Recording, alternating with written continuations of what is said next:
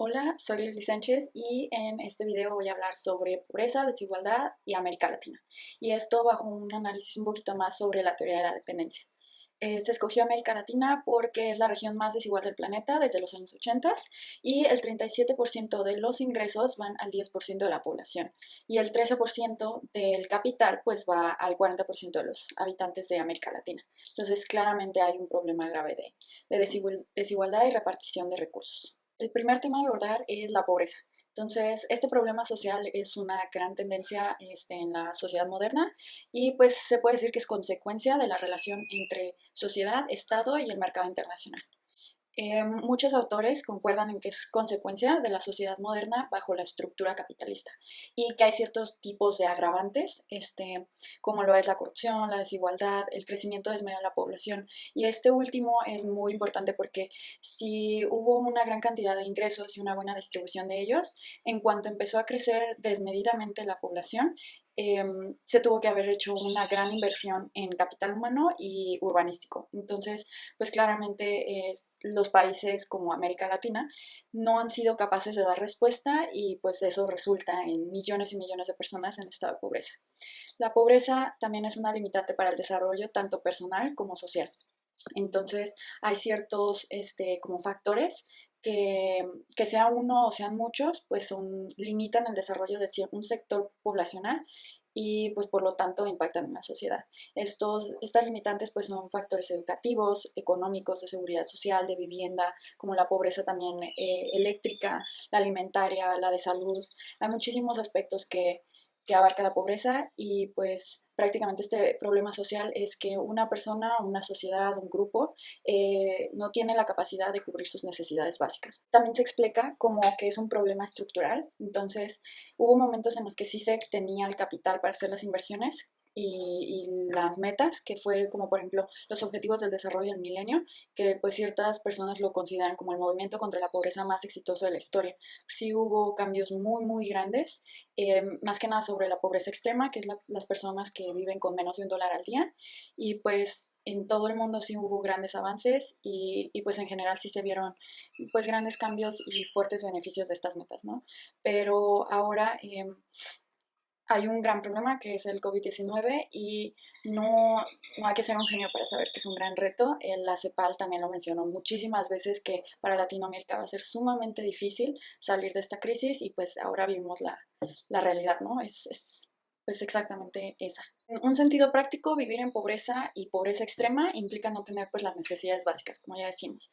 Pero la desigualdad es pues esta repartición de recursos que entre más se ha dividido a ciertas clases o preferenciado a ciertos grupos, élites, la pobreza pues se crea. Entonces es como un ciclo vicioso y esta desigualdad pues precisamente afecta a la esfera pública y social de la sociedad. Entonces las diferencias aquí con la pobreza es que la desigualdad es pues las diferencias que hay entre un grupo y otro para tener una vida en bienestar. Y pues la idea principal, como ya decíamos, es la distribución de la riqueza y el impacto que tiene en la sociedad. Esto es prácticamente lo que es la desigualdad. Y sí, sí es medible, más que nada pues con temas de tasas de desempleo, concentración de riqueza, inaccesibilidad, insatisfacción de ciertas necesidades, de productos básicos, y pues esto claramente crea pues, la marginación, la segregación y pues, por supuesto que la discriminación. Entonces hay ciertos potenciadores que son la corrupción, la pobreza, ahorita hablamos de cómo se relacionan, y las normativas fiscales que incluso propician el aumento del patrimonio económico de ciertas élites y pues esto crea todavía más desigualdad y mayor pobreza. Entonces, como ya vimos, hay estos dos temas, la pobreza y la desigualdad, son como sumamente, están sumamente unidos y es como un ciclo vicioso, decíamos, porque pues la repartición de recursos genera pobreza, porque no hay tanto capital para invertir a ciertas personas. Y luego la pobreza también es carencia de recursos e instituciones que genera desigualdad. Entonces es como un ciclo en donde pues no sabes qué fue primero y es como el dilema del huevo y la gallina, ¿no? Entonces es un problema sumamente grande y pues esta realidad que se vive en América Latina es también entendida desde una economía internacional, la desigualdad en el escenario internacional y cómo este escenario se instaló, por así decirlo, en América Latina y generó esta dinámica interna. Antes de aterrizarlo ya con la teoría de la dependencia, aunque ya se han visto un poquito de datos importantes que van a ser relevantes para explicar la teoría, primero hay que ver el caso específico que ya hemos mencionado, es América Latina, es una zona, una región de diversas problemáticas sociales, económicas, culturales, políticas, más que nada ahorita con la inestabilidad económica del COVID, y pues esto se expresa en un desarrollo humano lleno de pobreza, migración, fuga de cerebros, crisis educativa, laboral, económica y entre muchas otras como problemáticas sociales que se viven a raíz de esto, ¿no? Entonces, pues América Latina hubo un boom económico que perdura pues hasta ahorita, sus consecuencias más bien. Del 2003 al 2014 hubo una gran demanda de materia prima y que es el principal mercado de producción América Latina. Entonces, pues esta gran demanda y el valor que fue sumamente alto, pues hizo que se concentraran más riquezas y se dijeran más inversión a América Latina. Y ya para el 2014, pues es un golpe muy fuerte que cae el mercado de materia prima y pues esto lleva a las devaluaciones de las monedas latinas y más que nada, pues también el dólar se fortaleció mucho y ya que hay una estrecha relación entre Estados Unidos y América Latina, pues obviamente les pegó de golpe y desde el 2014 se viene como la decadencia de aquel boom económico, como fue un golpe muy repentino y ya viene de picada. Entonces, pues esta relación con Estados Unidos, decíamos, es muy estrecha, entonces, pues debido a que América Latina es específicamente más sobre materia prima y no tanto como de productos industrializados, pues hay una gran limitación de mercados para expandirse. Y esto los hace sumamente pues, vulnerables a la volatilidad del mercado. Entonces, esto lleva pues ahorita a la guerra económica entre China y Estados Unidos, pues es muy vulnerable a que si Estados Unidos sube los intereses o los aranceles, pues va a llegar de golpe a la economía de los países latinos. Y además le podemos sumar que pues el coronavirus si bien es cierto que América Latina solo tiene el 8.5% de la población mundial, pues ha sufrido casi el 30% de las muertes totales. Y esto ha impactado también en la realidad económica. Por ejemplo, hay datos que dicen que se retrocedió los avances que se habían hecho de pobreza en 12 años y de pobreza extrema fueron 20 años de retroceso. Entonces, esto en números de personas son casi 52 millones de pobres nuevos, por así decir, que fueron consecuencia pues, de la pandemia y de la estructura y todo lo que ya habíamos dicho antes. Entonces, ahorita más que nada sobre el tema de la distribución de recursos, pues con lo del COVID, 73 billonarios latinos se hicieron 48.200 millones de dólares más ricos desde que empezó la pandemia. Y pues también está el otro factor de que la economía se contrayó 7.7%, pero estas personas ganaron mucho más dinero. Entonces eso crea todavía más desigualdad.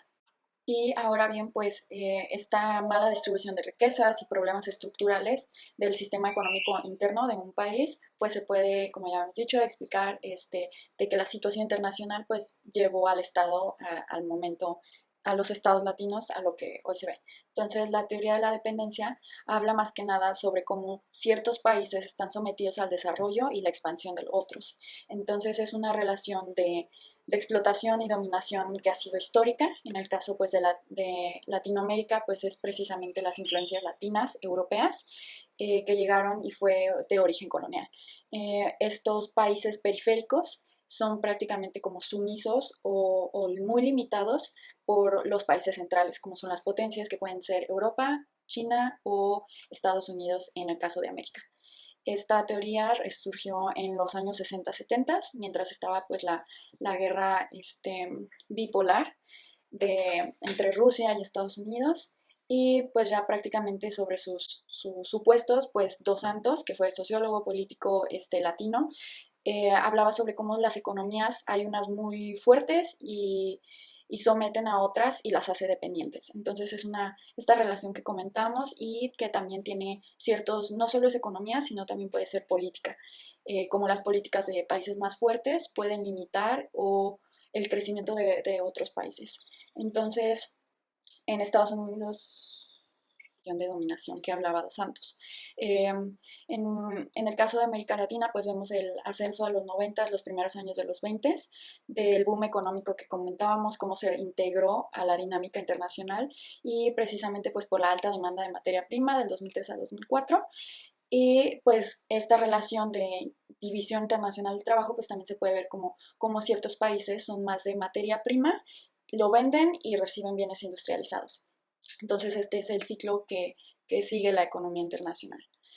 También, como ya hemos dicho, es tanto en lo internacional como en lo local, y pues hablar también de la complejidad de la estructura interna y la formación de políticas y cuestiones sociales de un mismo país. Entonces esto se puede traducir como una desigualdad de origen, porque pues como ya hemos dicho, en Europa el expansionismo y el imperialismo, tanto del siglo XVI como del siglo XIX, pues se creó esta guerra desarrollista que es de origen desigual, porque unos países se integraron mucho después que las potencias que ya llevaban años con sus proyectos de expansionismo económico. Joseph Stiglitz lo menciona así. Puede decirse que el pasado colonial creó las condiciones, la semilla de la desigualdad por la economía agraria, de la creación de algunas familias muy ricas y muchas familias muy pobres.